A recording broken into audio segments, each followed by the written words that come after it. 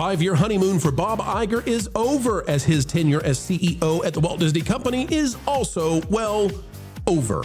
And now, no more need to carry a narrative, to carry the water for a Bob Iger who devastated Disney with a nearly 50% decline over the past 5 years. Today, we'll show you how the media can completely turn gears, hit reverse, and run over the former mousy messiah of Disney without an ounce of regret.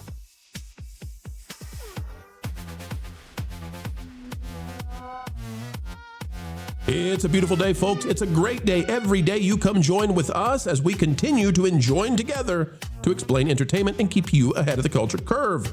The happiest YouTube channel ever? You betcha! And never fear, for we've got more content on the way every single day covering what's happening in Hollyweird. The media is turning on Bob Iger as he's out the door at the Walt Disney Company. No more the CEO. Business Insider suddenly making the shift. Outgoing Disney CEO Bob Iger was supposed to turn the company around. Turn the company's stock price around, that is. Here's what got in the way. Oh, something got in the way? Oh my, what do you say? The stock didn't go the way it was supposed to? Naomi Buchanan is writing this one. I'm assuming it's behind a paywall, but I'll read the first bit of it. It says, Disney stock underperformed the S&P 500 during Bob Iger's most recent stint as CEO. We were not allowed to say this, folks. You know that the media was not saying this until the day Bob Iger was gone. During Iger's first run as top exec, the stock significantly outperformed the broader market. Oh, really? Streaming and changing media landscape were factors that stood between Iger and market-beating gains. Bob Iger is retiring. The two-time Disney CEO leaves behind a complicated legacy with Wall Street investors. By the way, he's not retiring, just switching roles. He's a consultant with Disney for the next whoever knows how long. He'll be there forever, into the 2030s at least.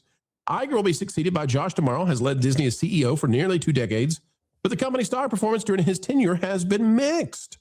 We were not supposed to be able to say this, ladies and gentlemen. You're not supposed to say this about Bob. You're not supposed to say that the stock dropped in the past 5 years, 47.67%. That doesn't look good. You're not supposed to say that the stock at $100.04 at the time of recording has been here since what? Since 2015? 11 years? Hello, folks. Have you heard of inflation? Just if the thing had stayed the same, it would be up, what, 30%? And instead, it's exactly the same. Because it's the same, it's not the same. It's not been performing well. CNBC is presenting this as a new dawn, a new era. Disney embarks on new chapters. Josh D'Amaro takes over as CEO. This by Lillian Rizzo. Josh D'Amaro officially takes over. Most recently, the chairman of Disney Experiences Division.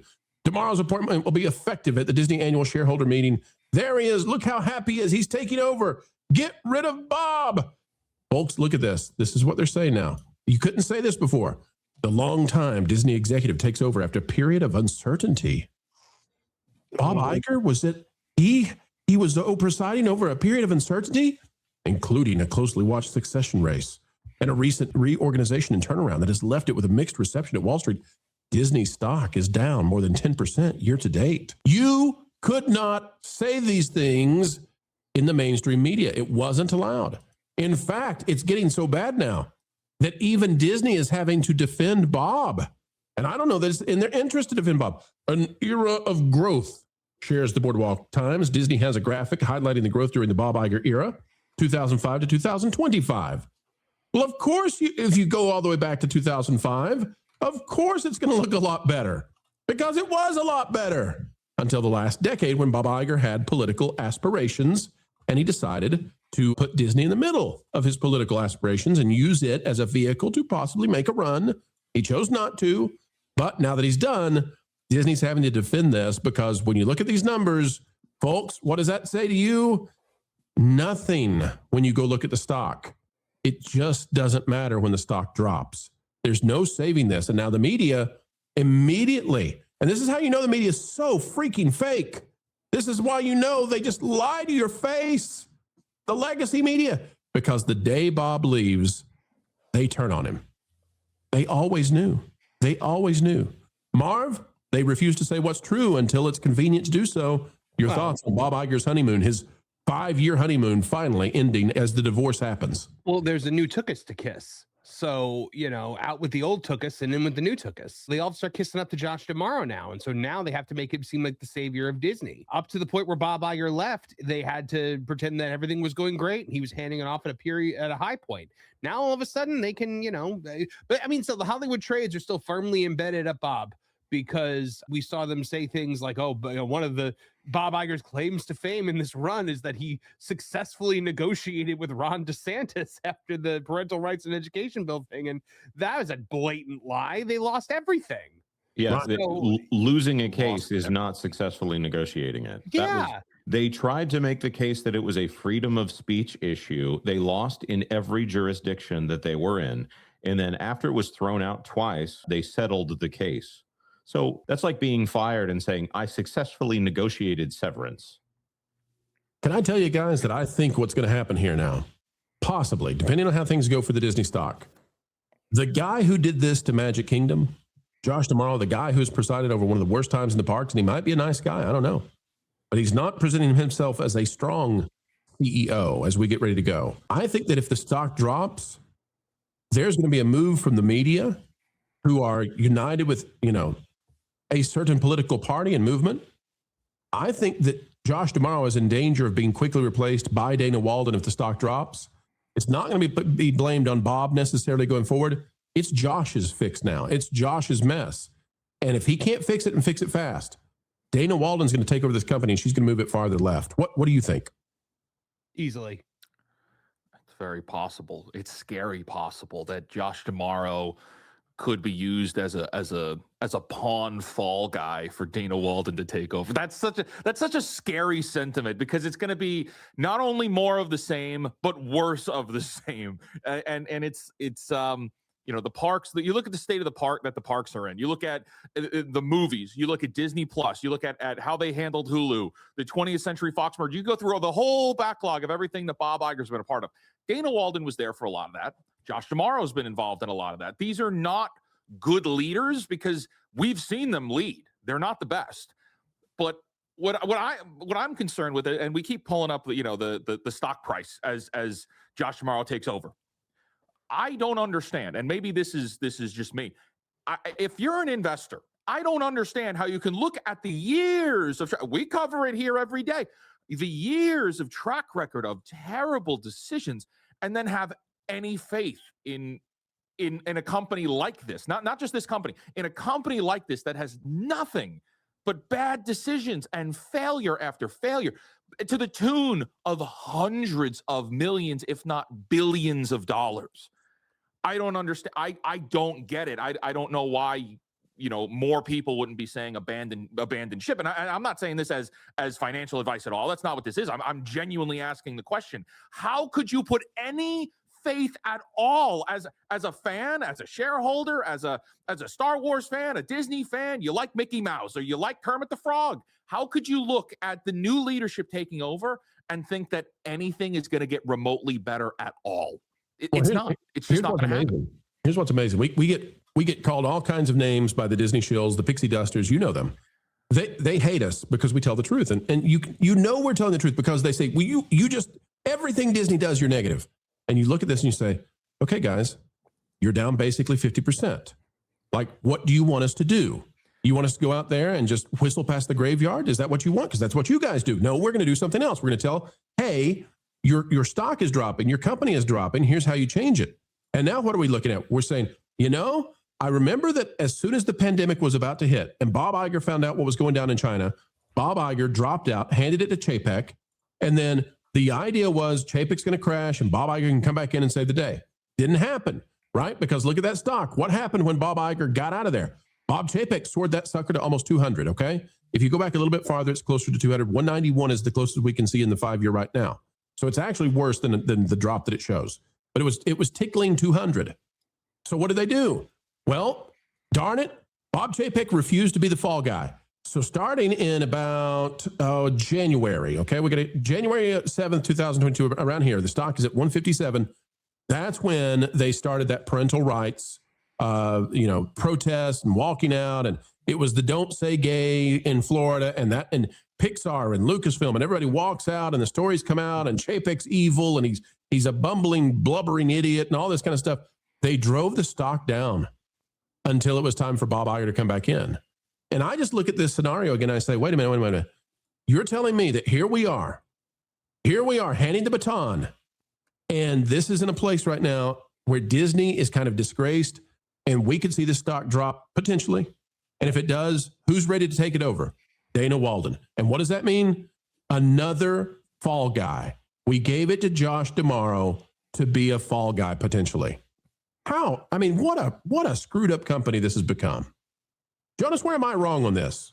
No, I don't think you're far off. It's hard to imagine them getting back down below 90 at this point, but they've been so mismanaged that anything's possible. I think with this company, what they really want to be is as close to stable as possible. Unfortunately, the entertainment has become so volatile that this game of musical chairs just continues and continues. And with the Warner Brothers deal that just happened, I think that there's going to be even more attention paid to a company like Disney. If a company on the $1 trillion valuation side decides that they want to get into the entertainment space in a different way, like say Apple just suddenly decides that they want to buy Disney, I don't think they should, and I don't think that's really something that they need to be considering, but it's possible. Or an Amazon or a Microsoft decides that the way forward is to integrate Copilot into every Disney ride for some stupid reason that they want to try to jazz their stock price with. That is the point that would drive the stock price up. I don't know what they could do at this point. Abu Dhabi Disney is probably good for some temporary growth, but I don't think a lot of the investors truly understand this product. I do think Josh D'Amaro understands theme parks. I don't like what he's doing with theme parks, but I think he understands it. If they put Dana Walden in charge of the company, they will have no one at the top of this company that understands theme parks, which will bring them back to the Bob Iger era, but with less charm. She is so bad in interviews. She's not able to pull the wool over people's eyes once she actually starts talking. And that was Bob Iger's greatest skill. Think about this, Jonas. There were only two candidates ever really in contention. One of them has been named CEO at a time when the stock could really drop. If it drops, the media, the institutions are going to demand Walden. And there's nobody else, because we've just done a 3-year succession where there was nobody else. And let me show this to you, Jonas, because this is amazing to me. I know you know this. We've never said this on this show before, ever. This company is down 47.52%. The S&P 500 is up 70%. Folks, if Disney had done what the S&P 500 did, the Disney stock would be over $300. Instead, it's at $100. If it goes much lower, if it drops down into the 90s and significantly and stays there, in the 80s and stays there, they're going to shout for Dana, Jonas. They're going to ask for the poison pill, not knowing she'll kill it. Yeah, to me, this is like signing up for the presidency itself. It is a thankless job to try to preside over something that you effectively cannot make changes to. This is a board-controlled company, except when Bob Iger is at the helm. And I think that it's shifting more to the board than it has in the past. So I think it's somebody who needs glory, but is not really capable of making good changes.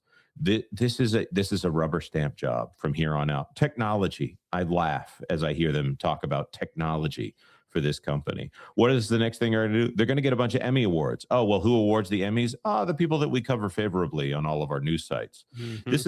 This is a vortex of filth just circling. And right now, just there's a little bit of something in the water you don't want there. But as less and less people get out, that water's just going to get muckier and muckier and muckier. And eventually the vortex stops and it's going to get scummier and scummier. They need something new at this company.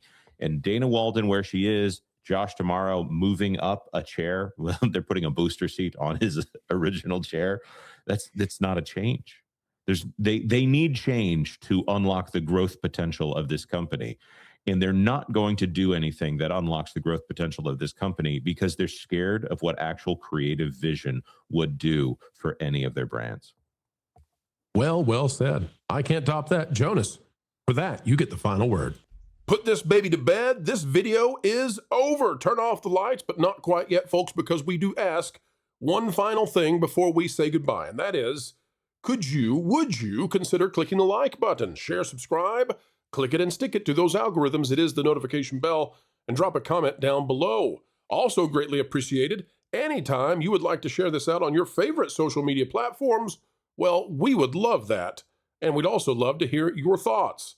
Folks, drop a comment down below and use that beautiful mind of yours. If you would not mind, we'd love to know what you're thinking. Also, if you would like to become a member of the channel, it's as simple as clicking the join button.